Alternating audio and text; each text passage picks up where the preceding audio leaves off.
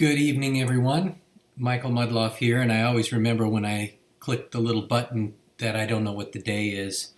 And so it's the 20th. It's the 20th. I do know what the day is. It's Wednesday evening, January 20.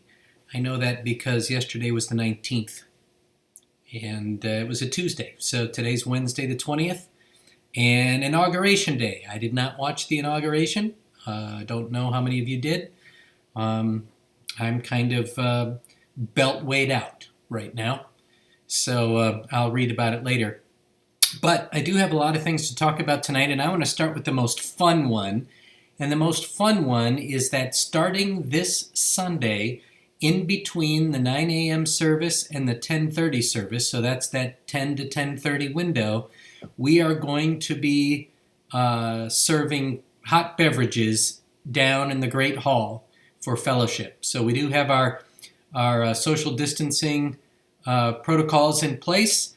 So if you're down there, if you'd like to go down there, you may unmask to drink your hot beverage. Otherwise, keep those masks on and distance yourself from one another. But we are excited for the opportunity to have some fellowship, and we know that you are too, because there's fellowship going on. So we want to encourage you to make your way down there. So if you are a 9 o'clock service person and you're interested in that, head down there after the service at 10. And if you're a 10:30 person and you'd like to come a little early and join in that and visit with some folks over coffee, hot chocolate, hot tea, whatever the case may be. If they don't have the hot water out with tea, then let me know, because you all know that I've got plenty of tea in my office. And we'll have tea and coffee together. So really excited about that, and thankful for Jess Hyatt and Nathan in particular, who wanted to make that happen for us. So they will be down there preparing and serving those beverages in a healthy way for us all, and want to encourage you to be a part of that if you would like. So that's fun. Some semblance of fellowship returning to Westkirk in an official way this Sunday. So excited about that. Let me talk about, I'm looking over here because I've got my notes for what I want to talk about tonight. Annual meeting, you've heard about the annual meeting. It's going to be the last Sunday of January. As always, this year that's the 31st, 6 p.m. Talked about it already, but in case you're watching and haven't heard about it up until this point, that's when our meeting is. You can come here live. We will need you to respond to the email with the registration if you want to be here live for that, and we are going to live stream it so you can watch from home. And we will also be doing online voting. So as you've seen already, especially if you've read my opening writing there in the annual report, that means that we will not be tallying the votes till after the meeting is over. So if you want to vote and you want to watch from home, you'll have to be live or close to live in order for your vote to count, because I think we decided that we would take votes up to midnight, or maybe it's an hour. I'll get back to you on that. I think it's an hour after the meeting is over, we will take votes. So we're not going to extend that. And we're also, because we don't want to, or I guess to be fair to the people who are watching at home, we're going to stick very strictly to the agenda, and only the items to vote on that have been predetermined and will be on the ballot as it's emailed to you will be voted on. We won't be adding anything else, because not everybody will be able to participate in discussion. So we will be voting to approve the 2020 financial report. We'll be voting to approve the 2021 budget. We'll be voting to approve the slate of officers, and we are also voting to extend a call to our very own Brandon Mick, Assistant Pastor Brandon Mick. We're going to call him as Associate Pastor. So he is getting an elevation in status and title and honor and all that sort of thing because he deserves it. And so we are, of course, encouraging you to vote yes. So because of the COVID process this year, or the procedure, If you have any questions at all about any of that or any of the things that are written in the annual report, please let me know in advance so that we can get those things resolved or answered for you before the meeting. Because again, we expect that most people who are participating in the meeting this year will be doing it virtually. And so they won't have the benefit of being able to participate in discussion. So we'd like to get as much taken care of in advance as possible so that all we have to do at the meeting is present the information to you, information you know you're going to receive, and then you can vote yay or nay to all of those things. So we will have a yay or nay vote at the meeting, and then we will also receive online votes up to an hour after the meeting closes that evening. So normally those meetings take an hour. Sometimes, even last few years, they've been a little less.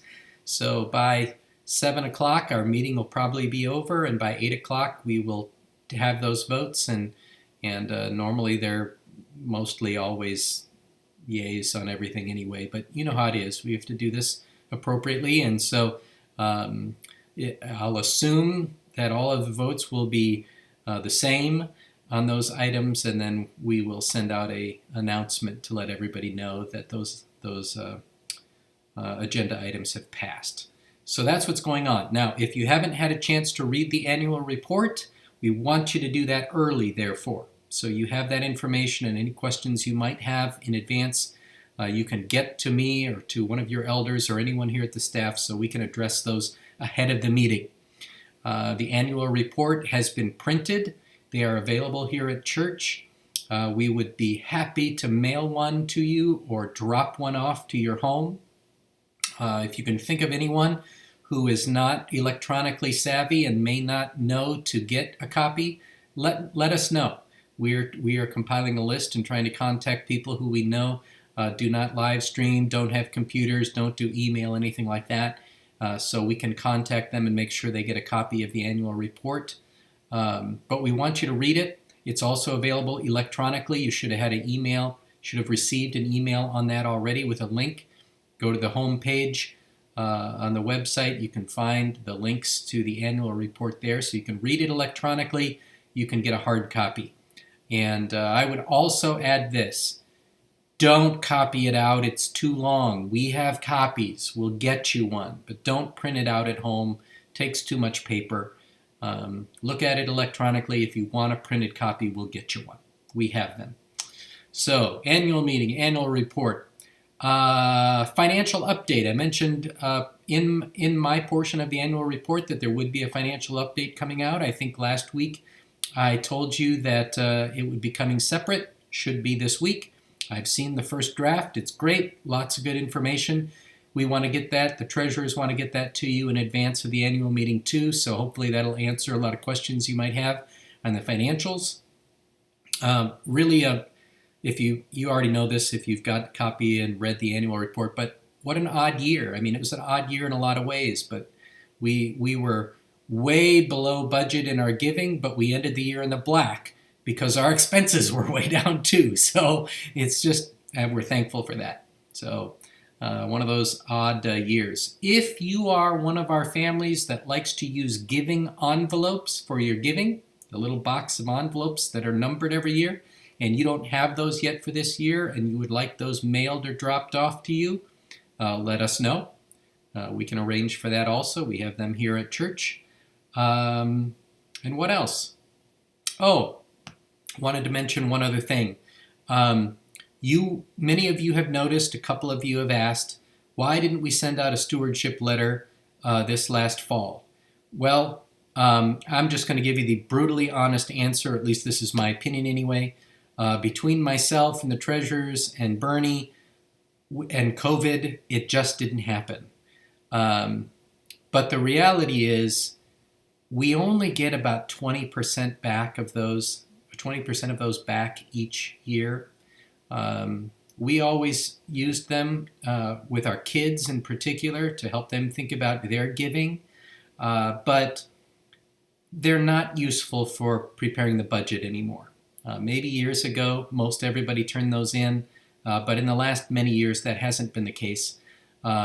So I think what we're going to continue to do, Session talked about this Monday night, is just send you, email you some financial updates throughout the year. Probably in the fall, for sure, we will do that to remind you that year-end giving is coming, and we appreciate year-end giving and to have you be thinking about your giving level for the next year.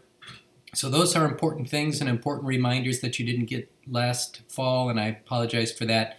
But I think the stewardship letter and the pledge form in particular might be a thing of the past. I haven't decided for sure, but that's what I'm thinking. So we'll see how that goes. I think that's all I have for tonight. If you are one of our folks who loves to read ahead in advance of this upcoming Sunday's sermon, we continue in Acts up through the beginning of Lent. And so this Sunday, we charge ahead into Acts chapter 21. So we're getting close. We're not going to finish Acts before Easter, however, before the Lenten season. We'll pick it up and finish it right after Easter and then move on to other things.